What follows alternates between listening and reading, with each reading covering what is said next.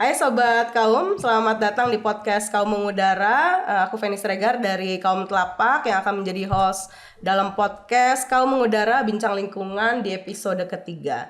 Di episode ketiga ini kita akan membahas tentang rancangan undang-undang perampasan aset yang salah satunya membahas tentang pencegahan dan pemberantasan kejahatan di sektor kehutanan.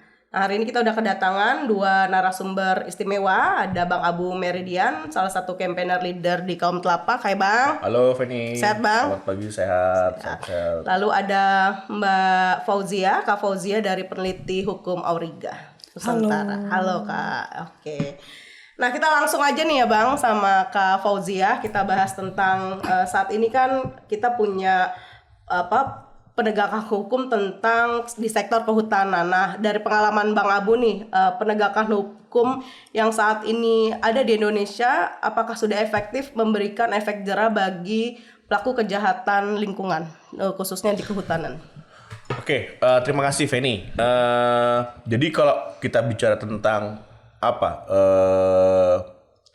membuat efek jera ya, dari pengalaman Kaum sendiri ya, kita melihat bagaimana paling tidak dalam 20 tahun terakhir ya, dari praktek-praktek kegiatan untuk pembakaran liar sendiri, kita masih belum melihat bagaimana pelaku dari pembakaran liar ini istilahnya dia kapok lah, istilahnya apa ya, ada efek jerahnya lah dari proses hukum yang ada. Karena apa? Dari ini juga menjadi autokritik kita ya, dari proses penegakan hukum yang ada. Karena kita melihat apa yang dilakukan di lapangan dan juga apa yang dihasilkan gitu ya, itu tidak setimpal dengan apa yang di proses hukumnya gitu. Misalnya kekayaan dia sampai 1 triliunan, tapi ternyata dari proses yang ada kan ya, dia tidak sampai misalnya dihukum dihukumnya. Mungkin tuntutannya biasanya hanya berapa sih? Hanya sampai 1M, 2M gitu ya. Dan itu kalau dari nilai yang dari misal penjualan ini sudah tertutup nih gitu loh. Dan paling penyelesaian hukumnya paling berapa sih? Berapa mungkin ada setahun 2 tahun lah gitu loh.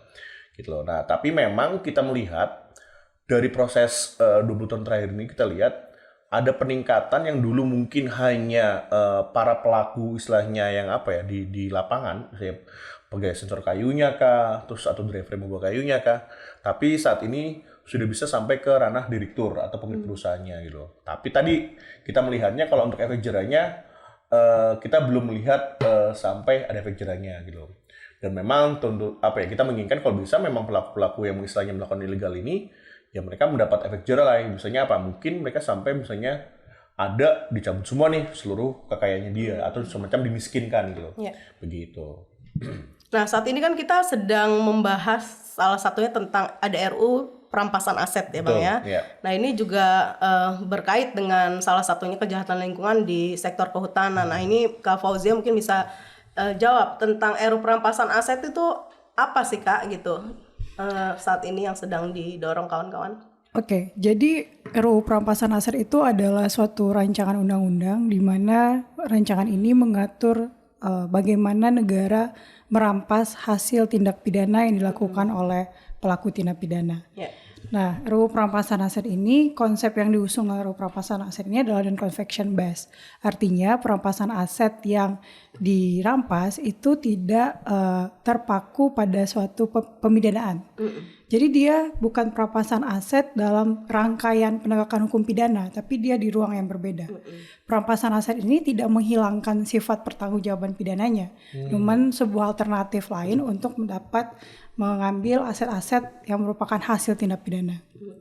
Dalam RUU Perampasan Aset ini, aset apa saja yang bisa diambil oleh negara atau dirampas oleh negara, yaitu aset hasil tindak pidana yang diperoleh secara langsung atau tidak langsung, atau hasil tindak pidana yang sudah dihibahkan atau dikonversikan ke dalam bentuk harta kekayaan, baik dalam bentuk saham, perusahaan, atau properti-properti lainnya.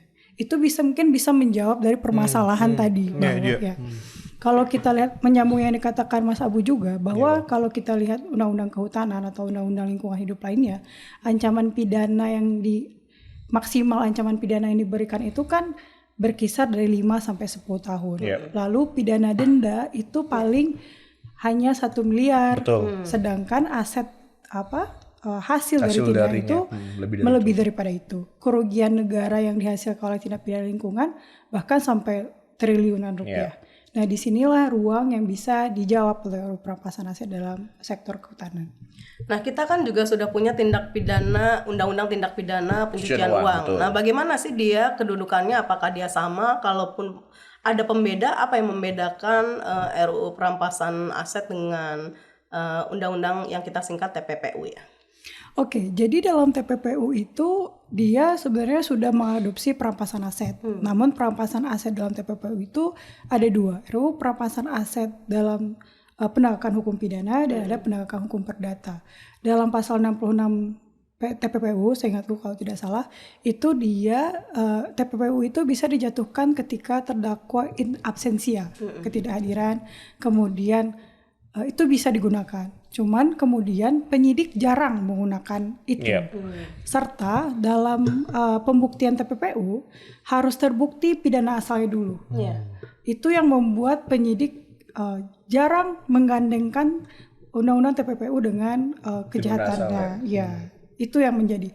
Kalau kita bilang bahwa perampasan aset itu sudah ada di Indonesia atau belum, sebenarnya sudah ada. Cuman fokusnya memang perampasan aset pidana, berbeda dengan yang diusulkan oleh RUU perampasan aset ini. Oke, jadi penelusurannya justru di RUU perampasan aset itu bisa lebih komplementer gitu ya, dan memperkuat TPPU gitu ya. Nah, berarti kalau keberadaan undang TPPU terhadap penegakan hukum, walaupun dia tidak bagian dari yang tadi Kak Fauzi bilang, ini posisinya seperti apa perampasan aset untuk memperbaiki proses hukum di Indonesia? Jadi kalau jadi praktek perampasan aset saat ini itu berdasarkan hasil putusan pengadilan berupa penghukuman bagi si pelaku. Misalnya contohnya kasus Surya Darmadi, itu kan dia dihukum asetnya dirampas untuk mengganti total kerugian yang disebabkan olehnya. Nah, permasalahannya tidak semua penyidikan dibarengi dengan penelusuran aset, sehingga pada akhirnya tidak semua putusan pengadilan yang menghukum pelakunya dengan merampas asetnya, begitu. Jadi di sana ada celah yang kosong. Ketika misalnya dalam proses penyidikan hingga kasus itu sudah sampai di persidangan, tidak ada penelusuran aset di proses itu, maka hakim tidak bisa menghukum si terdakwa dengan merampas asetnya. Nah, ketika hal itu terjadi, disinilah RUU perampasan aset ini menjadi jawaban, karena di RUU perampasan aset ini berlaku apabila suatu pemidanaan telah selesai, tapi kemudian baru ketahuan, oh ini ternyata hasil tindak pidana dia yang sebelumnya. Maka RUU ini bisa dipakai untuk merampas asetnya. Jadi RUU perampasan aset ini sifatnya perdata, dimohonkan oleh jaksa pengacara negara. Setelah ada ketentuannya, misalnya terdakwanya meninggal dunia. Kalau dalam hukum pidana ketika seseorang telah meninggal dunia kan tidak gugur, tidak pemidanaan itu tidak diwariskan kepada anaknya. Tapi kan hasil tindak pidana biasanya kan diwariskan ya. Nah, bagaimana cara mengambil harta atau aset tindak pidana yang terdakwa pelakunya itu meninggal dunia atau dia kabur? Ketika terdakwa itu pelaku kabur kan biasanya proses hukumnya terhenti, tidak berjalan. Nah, di sana RUU perampasan aset bisa berjalan. Oke, jadi sehingga yang satu pidana, yang satu perdatanya bisa tetap jalan ya, karena masih ada gitu ya sisanya. Nah, Bang Abu, dalam konteks kejahatan perampasan aset, apakah misalnya RUU ini bisa juga menjerat pelaku kejahatan di sektor lingkungan atau kehutanan, dan kalau ada prakteknya seperti apa, Bang? Iya, tadi seperti yang disampaikan oleh Paujia ya, atau Pau ya, bahwa memang sebenarnya di kasus pembalakan liar ya, atau mungkin yang untuk tindak kehutanan ya, ini kan masalahnya kalau misalnya orangnya kabur, ini kan tidak diproses kan ya, tapi dengan misalnya pencucian dengan RUU perampasan aset, dia masih bisa berproses nih, gitu. Sehingga kekayaan yang dihasilkan dari pihak kejahatan itu bisa diambil negara. Nah, selama ini kalau kita lihat ya, Kalau dianya kabur ke luar negeri gitu ya, ini kan seakan-akan dibiarkan gitu ya, ada diamkan gitu, atau prosesnya menunggu sampai orangnya tertangkap gitu. Iya. Nah, hal sama juga harapan saya dengan misalnya kalau memang ini hasilnya besar kan ya, karena kan yang menjadi masalah ini kan pelaku-pelaku ini kan berkeuntungan besar nih. Tapi tadi seperti disampaikan oleh Fauzia ya, bahwa ini kan dendanya berapa sih? Paling hanya 1 M 2 M. Padahal yang dihasilkan itu lebih dari angka itu gitu. Jadi nggak apa ya? Tidak adil kalau misalnya apa yang dihasilkan itu dalam bentuk negara. Karena itu kan dari kegiatan mereka mau bagaimana merugikan negara ya. Mereka tidak bayar pajak, lalu juga mereka memalsukan informasi yang ada kan ya. Dan harusnya ini yang diberikan bagaimana bisa jadi efek jerah. Nah, harapan saya permasalahan ini bisa menjadi efek jerah bagi para pelakunya gitu loh. Dan ini bisa menjadi apa Pak ya? Misalnya jadi gebrakan baru ya gitu. Karena pencucian uang sendiri tadi kalau tidak pidana asalnya tidak ada ya, walaupun memang ya 2021 sudah ada JR-nya nih, PPNS bisa melakukan itu kan ya. Tapi kan geliatnya dari 2021 sampai saat ini ya, Pak Uji ya, ini kan belum begitu banyak ya gitu. Belum PPNS melakukan. Nah, harapan saya si RUU Permasalahan Dasar ini bisa melengkapi lagi nih dari proses yang ada gitu, dan juga bisa menjadi efek jerah bagi para pelaku kejahatan jelasnya, Pak Penny begitu. Kita punya praktek baik nggak, Gang, tentang perampasan aset di sektor lingkungan? Kalau perampasan nggak tahu Pak Uji ya, tapi yang jelas dulu waktu kasusnya Laboratorius ya 2014-2015, memang kalau putusan yang dari MA Mahkamah Agung ya waktu itu ini Bapak almarhum Artijo ya diputuskan bahwa semua kekayaannya dirampas. Nah, kenyataannya apakah dirampas? Ini yang kadang-kadang kita kan belum tahu kan ya gitu loh. Dan menurut saya tadi ya dengan adanya RUU perampasan aset ini bisa lebih memperkuat lagi bagaimana pelaksanaan di lapangannya begitu. Oke, Fauzia, saya mau tanya lagi, apakah dia dalam RUU perampasan aset untuk merampas aset hasil tindak pidana atau salah satunya yang sudah dikumpulkan dari tindak pidana itu dia harus dibuktikan di TPPU? Tidak. Atau dia bisa sendiri? Jadi gini, kalau RUU perampasan aset itu kan dia tidak ada pembuktian TPPU-nya. Okay. Jadi yang penting dia adalah hasil aset tindak pidana. Jadi dalam alurnya adalah ketika penyidik menemukan jadi penyidik melakukan penelusuran aset terhadap yang diduga aset itu merupakan aset tindak pidana. Maka ketika dia berupa transaksi keuangan, penyidik bisa menghentikan transaksi keuangan. Kalau dia berupa aset tidak bergerak, itu bisa diblokir, bisa disita. Nah, jadi ada hukum acara yang berbeda dari hukum acara pidana begitu. Sampai akhirnya selama proses penyitaan, penghentian transaksi itu ada keberatan, itu tetap masuk keberatannya, lalu kemudian nanti jaksa pengacara negara akan mengajukan permohonan perampasan aset. Nah, di sana ketika ada pihak yang merasa keberatan dengan penyitaan tadi, kemudian pemblokiran itu, maka dia bisa memperjuangkan haknya, membuktikan bahwa aset itu bukan dari hasil tindak pidana.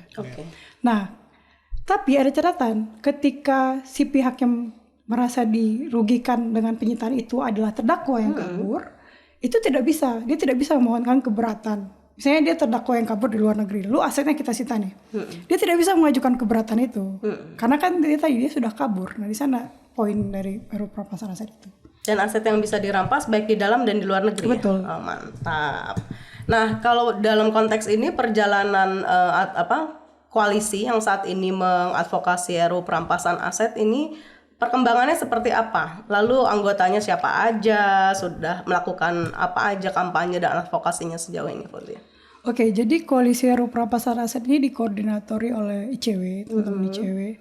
Lalu koalisi ini terdiri dari belasan LSM dan NGO dan pusat studi. Ada kaum telapak juga, Auriga, ICW, LAIP, ICJR, IJRS, ada pusat studi Pusako, Temis, PSHK juga, banyak lah di dalamnya. Koalisi ini sudah berjalan dari setahun yang lalu atau tahun lalu lah, kira-kira pertengahan tahun 2023 atau awal tahun 2023 ini. Hal yang sudah kami lakukan adalah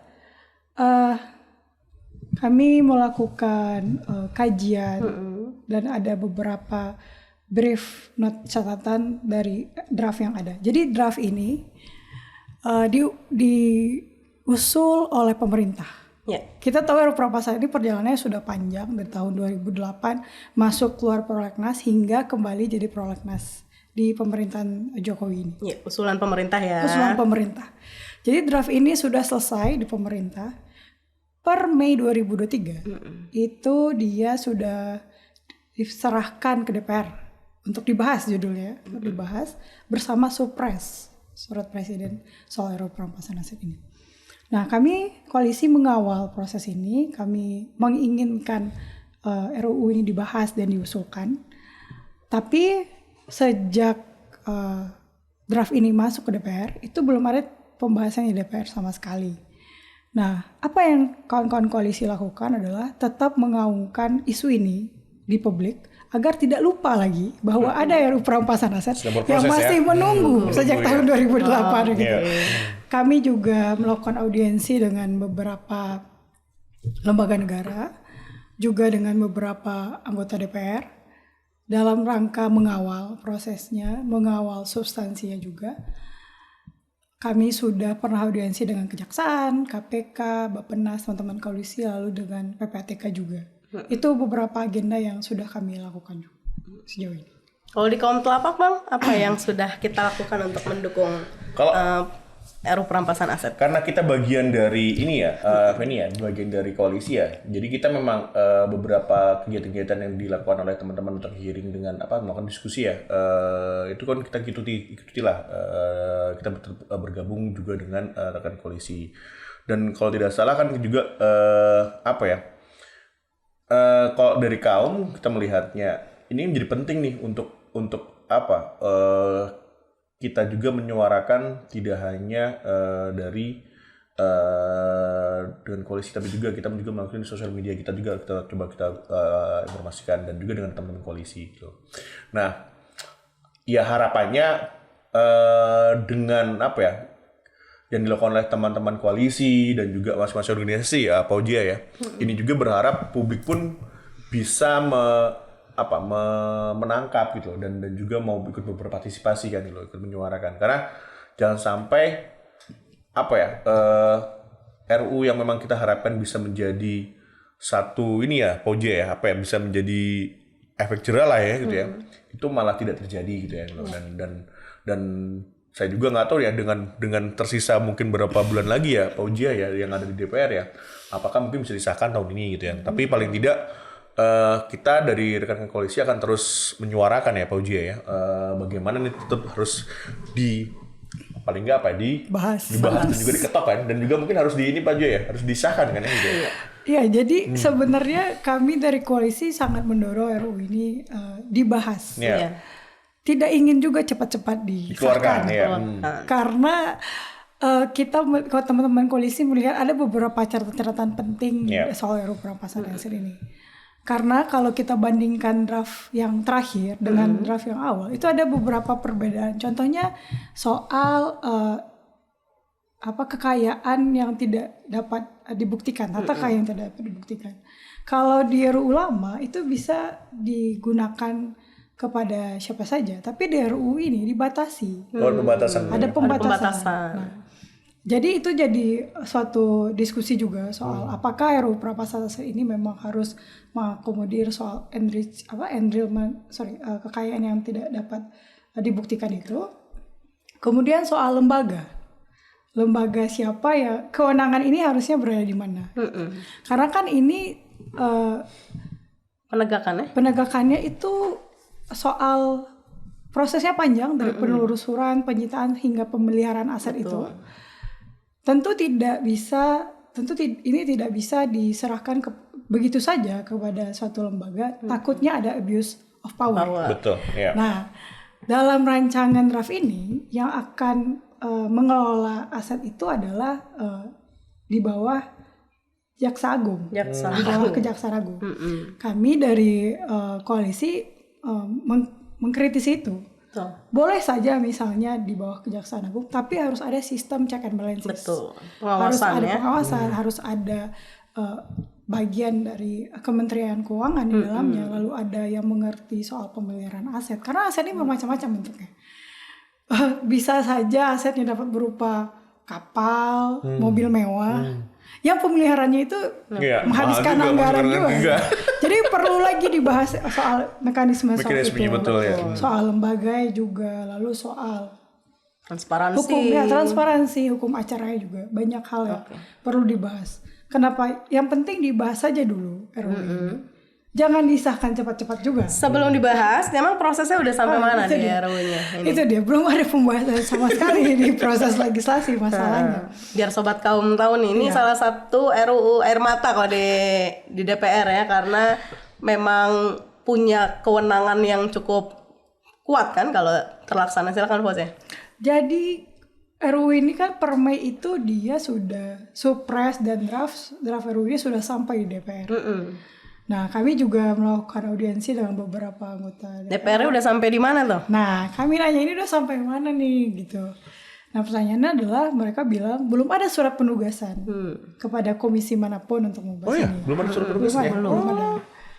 Kami dari teman-teman koalisi sudah bersurat awal Januari ke DPR mempertanyakan proses ini, tapi surat kami tidak ada respon sama sekali. Oke. Jangan-jangan cuma sampai pintu ini nih, apa namanya? Kesekjen. Surat diterima gitu. Sampai meja pimpinan saja mungkin seperti itu. Kalau kita lihat juga dari Pemerintahnya?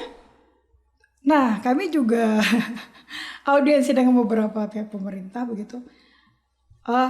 Dari pemerintah mengatakan bahwa kami sudah selesai prosesnya, kami sudah membahas dan merancang. Ya, tentu ini proses DPR, proses legislasi yang di DPR. Gitu. Kami juga sempat audiensi dengan Bappenas karena ini kan termasuk salah satu dari agenda RPJPM. Nah, outputnya adalah RUU ini sampai di DPR. Artinya nanti itu sudah ranah perpolitikannya di DPR gitu. Walaupun pemerintah sudah sebenarnya juga bisa mendorong ini tetap berjalan ya. Nah, Fauzia, kalau sampai saat ini nih Bang Abu dan Kak Fauzia, langkah kawan-kawan menyikapi situasi hari ini ke depan seperti apa? Misalnya sampai DPR hari ini selesai periode ini, lalu ke depannya mau seperti apa? Oh iya. Siapa dulu, silakan. Masuk dulu. Kalau yang dari rekan-rekan koalisi kan pasti kita akan tetap menyuarakan ya, Feni ya. Karena kan bagaimanapun juga ini kan publik juga harus tahu nih kan ya. Nah, seperti yang disampaikan oleh Fauzi adalah bagaimana DPR ini bisa membahas. Tapi kan ternyata belum bisa terjadi kan gitu. Nah, pasti kami di koalisi akan terus berupaya ya bagaimana ini ada pembahasan gitu. Dan seperti kata Pak Juet ya, jangan buru-buru juga nih, karena memang di dalam juga masih ada beberapa PR yang harus diperbaiki kan, terkait dengan pembahasan saat ini kan loh. Dan kita tahu tadi kalau misalnya tadi Penny bilang ini kan semacam RUU air mata kan ya, gitu. Dan memang tadi kalau misalnya Pak Uja sampaikan ya, ini jangan sampai menjadi abuse power ya.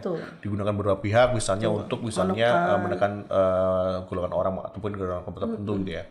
Dan kita harusnya di publik ya, ini kan kita upayakan memang kita akan terus menginformasikan melalui sosial media kah, atau mungkin diskusi-diskusi yang ada gitu ya. Karena biar ini menjadi publik pun mengetahui bahwa ada proses ini nih gitu. Dan bagaimana undang-undang ini akan berfungsi ke depannya, publik juga jadi tahu gitu loh. Dan kita juga masih ada beberapa jadwal-jadwal untuk yang lainnya, mungkin Pak juga bisa menambahkan kan loh. Dan yang pastinya ya kami di koalisi akan terus mengawal ya proses yang ada ya, Feni ya gitu loh. Karena tadi gitu ya, kita punya harapan besar juga terhadap undang-undang ini gitu loh. Karena kalau ini lewat, ya belum tahu nih kapan akan dikeluarkannya lagi kan. Tapi minimal tadi ya pembahasannya dulu lah gitu. Tapi kan pembahasannya belum terjadi gitu ya, Pak. Silakan Pak. Oke, jadi aku ingat sesuatu hal. RUU ini kan diusulkan oleh pemerintah. Biasanya pemerintah itu akan mendorong terus nih DPR untuk membahas. Namun ada perlakuan yang berbeda dengan perampasan aset ini. Kayak, ya udah tugas gue udah beres nih, ini tugas lo. Begitu harusnya kan pemerintah itu selalu mengiringi, mengawal terus. Itu yang terjadi selalu begitu. Nah kemudian publik juga harus tahu bahwa RUU perampasan aset ini tidak hanya untuk tindak pidana korupsi, tidak hanya untuk pidana lingkungan, tapi RUU perampasan aset ini bisa digunakan untuk hasil tindak pidana yang kisaran minimalnya 100 juta dan ancaman pidananya 4 tahun. Berarti ruang lingkup RUU Prampasaran ini sangat luas. Bisa untuk TPPO, bisa untuk lingkungan, bisa untuk narkoba, banyak. Isu perempuan bisa ya? Bisa kalau ancamannya 4 tahun. Ya, isu perempuan juga termasuk dalam isu TPPO juga kan. Nah, lalu apa agenda koalisi ke depannya? Kami tetap akan terus mengaungkan isu perampasan aset ini di publik untuk terus menyuarakan agar orang tidak lupa bahwa ada perampasan aset ini.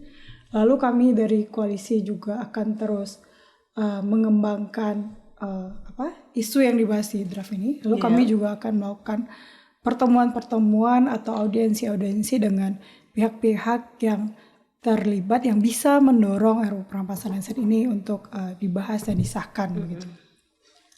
Agenda-agenda ke depannya mungkin akan seperti podcast, mungkin teman-teman bisa lihat di beberapa channel teman-teman koalisi, ICW, Auriga, SJR dan segala lainnya. Dan ya itu tadi, tetap mengawal dan tetap mendorong pembahasan RUU ini. Apalagi ada pergantian pemerintahan. Iya. Dan pergantian anggota DPR lagi ya. Iya, pemerintahan anggota DPR berarti suasana kebatinannya akan berubah. Kita tidak tahu apakah suasana kebatinan di DPR yang selanjutnya itu akan mendorong RUU perampasan atau tidak. Apakah suasana kebatinan pemerintah juga akan, andaikan pemerintahnya berubah ataupun tetap sama, saya tidak tahu. Tapi kemudian apakah RUU ini akan tetap didorong atau tidak. Nah, RUU perampasan aset ini kan juga jadi poin dalam perdebatan capres dan cawapres. Betul. Ada capres dan cawapres yang menyambut baik, ada juga yang tidak tahu apakah dia akan mendukung atau tidak. Jadi tetap akan mengawal, jangan sampai lupa bahwa ada PR perampasan aset yang belum diselesaikan. Iya. Nah, untuk simpelnya yang supaya publik sobat kaum tahu keuntungan negara dan keuntungan kita sebagai masyarakat kalau mendukung RUU perampasan aset ini apa sih? Nah, begini. Pelaku tindak pidana yang menghasilkan keuntungan, ini contohnya kejahatan lingkungan kan ada motif ekonominya. Setiap tindak pidana yang memiliki motif ekonomi sepertinya akan lebih jera pelakunya ketika hasil tindak pidananya dirampas. Karena motif dia melakukan perbuatan melawan hukum itu adalah hasilnya. Gitu. Kita lihat juga, iya betul. Kalau kita lihat sekarang fokus pemidanaan di Indonesia itu kan memang mengejar orang, mengejar pelakunya lalu dipenjara dan diberikan hukuman denda yang besaran dendanya kecil, lalu kemudian dan ketika pelaku itu dipenjara pun sebetulnya tidak masalah sebetulnya. Karena kayak nggak ada ini ya, kayak nggak ada masalah aja gitu. Karena dia masih bisa menikmati hasilnya, betul. Tindak pidananya itu begitu. Nah, itu mengapa kemudian kita perlu mendorong RUU perampasan aset ini. Apalagi ada lubang-lubang yang bisa ditutupi oleh RUU perampasan aset ini. Itu. Lalu kemudian kami dari koalisi juga melihat fakta bahwa setiap tindak pidana itu ada korban. Misalnya dalam korban first travel, korupsi first travel itu ada korban masyarakat kan, ada uang masyarakat di sana. Nah, misalnya dalam tindak pidana lingkungan ada korban juga, ada korban masyarakat, betul. Ekologisnya, satwa di dalamnya, banyak korban di sini. Nah, kami dari koalisi pun sepakat sebenarnya ingin mengusulkan bahwa hasil rampasan hasil aset yang dirampas dari pelaku itu sebaiknya dapat dikembalikan kepada korban kalau itu korbannya dirugikan, atau bisa digunakan untuk memulihkan lingkungan. Pemulihannya. Itu dia. Dalam RUU ini, frasanya masih aset itu menjadi PNBP, masuk PNBP negara. Itu jadi persoalan lain juga bahwa PNBP ini kan ketika hasil perampasan itu hasilnya masuk PNBP kan dunia sudah bercampur dengan yang lainnya bisa dipakai. Nah, kami sebenarnya dari teman-teman koalisi sepakat bahwa seharusnya ada aturan yang bisa digunakan oleh korban untuk agar aset-aset tadi bisa dikembalikan kepada untuk korban. Pemulihan ya. Ada pemulihan. Betul. Bang Abu nambahin kalau di isu lingkungan, Bang? Ya, jadi kan kalau seperti yang saya sampaikan tadi ya, Feni ya. Ini kan kalau dari kegiatan-kegiatan yang ilegal di lapangan ya, pasti kan tadi ada keuntungannya dan keuntungannya besar gitu ya. Dan tapi yang harus kita lihat juga bagaimana dampak juga di lapangannya. Seperti apa yang disampaikan oleh Pau ya, bahwa sebenarnya ini ada dampak terhadap masyarakat, terhadap teknologi juga ada gitu. Nah, kalau ini misalnya dirampas dan juga masuk di PNBP gitu ya, malah terus tidak difungsikan juga untuk pemulihan, khawatirnya Pak ya gitu ya, ini kan tidak berbagi di lapangannya gitu. Makanya kan kalau kita lihat saat ini kan kalau misalnya di beberapa misalnya ya mungkin yang untuk penambangan yang ilegal kah atau mungkin yang kegiatan yang ini kan mereka sudah merubah bentuk ruangnya nih misalnya. Yang awalnya mungkin ada pohon misalnya ada hutan terus diubah menjadi yang tidak ada pohonnya ini. Dan semua kekayaan ekologi di dalamnya hilang gitu. Dan ini kan butuh proses untuk ada perbaikannya gitu. Dan kalau kita lihat dari beberapa proses yang ada kan ya, makanya tadi saya bilang harapan saya bahwa ini bisa menjadi efek jerah ya gitu ya. Karena apa? Keuntungan didapatkan banyak sekali nih gitu. Tapi dia seakan-akan kalau mungkin hanya menjalani mungkin hukuman mungkin apa ya 5 tahun, 10 tahun gitu ya. Ternyata dia pulang lagi itu masih bisa melakukan kegiatannya lagi gitu. Uangnya nggak berkurang karena asetnya gitu masih gitu loh. punya dia. Masih punya dia gitu dan kalau ini terus dibiarkan ya tadi ya misalnya ya kita banyak contoh kasus lah ya. Beberapa yang memulainya dari kegiatan ilegal akhirnya bisa menjadi petinggi lah, mungkin petinggi di salah satu provinsi. Mungkin Fanny tahu ya gitu ya, dan mungkin sobat kamu juga tahu bahwa dan itu terjadi gitu dan kita sendiri ya apa ya, kita masyarakat pun kadang-kadang saja mikir loh kok dari kegiatan yang mereka lakukan ilegal itu ya terus tadi mereka si pelaku ini memberikan istilahnya mungkin bukan bantuan kah, apakah terus dia mungkin terus ada charity-nya kah, terus beasiswa macam-macam atau mungkin ada sampai naik haji kah gitu kan. Nah, itu kan seakan-akan bagaimana di uang awalnya itu diperoleh, itu nggak dilihat lagi gitu loh. Fanny, harapan saya tadi ini bagaimana ini bisa menjadi efek jerah gitu ya, dan harapan saya memang ini benar-benar digunakan oleh pemerintah bagaimana itu ada perbaikan gitu. Karena pada saat si pelaku melakukan aktivitasnya ini ada kerugian negara dan juga ada kerugian masyarakat yang ada di lapangan Penny gitu. Iya. Oke. Nah, kalau begitu Kak Fauzia dan Kak Abu, apa sih yang bisa publik lakukan untuk mengawal RU perampasan aset ya? Apa yang minimal ya sampai ya nggak harus pergantian sih, tapi apa yang diharapkan kita akan publik bisa melakukan untuk turut bersama kita mengawal RUU perampasan aset ini? Mungkin publik bisa menjadikan RUU perampasan aset menjadi bahan diskusi publik. Karena muatan RUU perampasan aset ini kan sangat hukum acara sekali gitu. Ya mungkin di ruang-ruang akademik bisa RUU perampasan aset ini menjadi bahan diskusi agar publik tahu RUU perampasan aset ini apa sih, keuntungan untuk publik apa sih begitu. Ketika kami yakin bahwa gerakan sipil itu bisa mendorong suatu kebijakan. Nah, ketika kita merasa bahwa perlu mendorong RUU perampasan aset ini, maka setidaknya suara itu sampai bahwa ini perlu untuk didorong gitu. Mungkin itu yang bisa dilakukan oleh publik. Dan juga kami juga ingin mendorong pemerintahan DPR yang saat ini ataupun yang kedepannya, ingatlah ada RUU perampasan aset ini. Jangan lupa ya. Jangan lupa. Dilupakan. Jadi publik ikut mengingatkan ya Kak Fauzia harus menjadi bagian untuk mengingatkan ini ya. Jadi reminder lah bahwa ini ada loh. Ya kalau misalnya mungkin sampai ada eksekutif dan mungkin jadi ini baru juga dan di parlemen juga baru ya.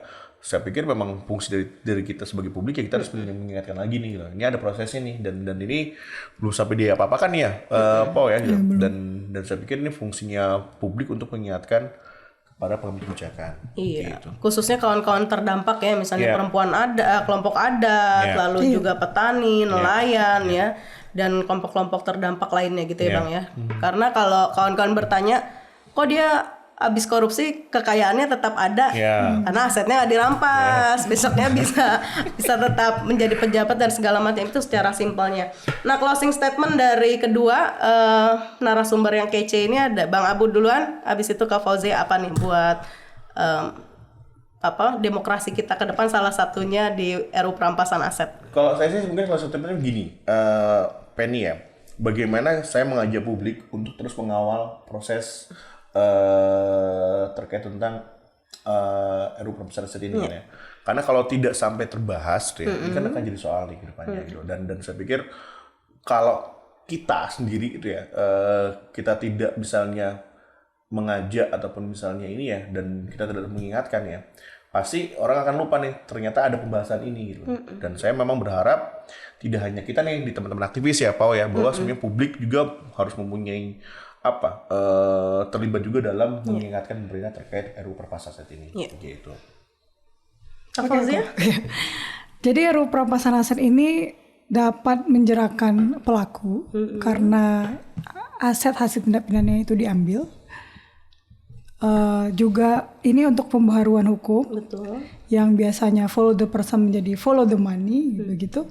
Dan aset ini bisa mengembalikan kerugian keuangan negara atau keuangan perekonomian negara, maka perlu kita mengawal RUU Perampasan Aset ini. Dan ini sudah RUU yang hampir lebih dari 10 tahun yang nggak jadi tahun 2008. Oke, itu aja. Oke, Sobat Kaum, sampai kita di ujung perbincangan dengan kedua narasumber yang keren, dan semoga yang sedang melihat dan mendengar juga bisa turut ya setelah ini mengawal ya, walaupun bikin WA, status Facebook atau Instagram, ya minimal komen di Instagram Kaum tentang mendukung perampasan aset. Dan Auriga juga, lalu juga dan kawan-kawan koalisi RUU perampasan aset. Dari kami terima kasih, sampai jumpa, salam sehat selalu.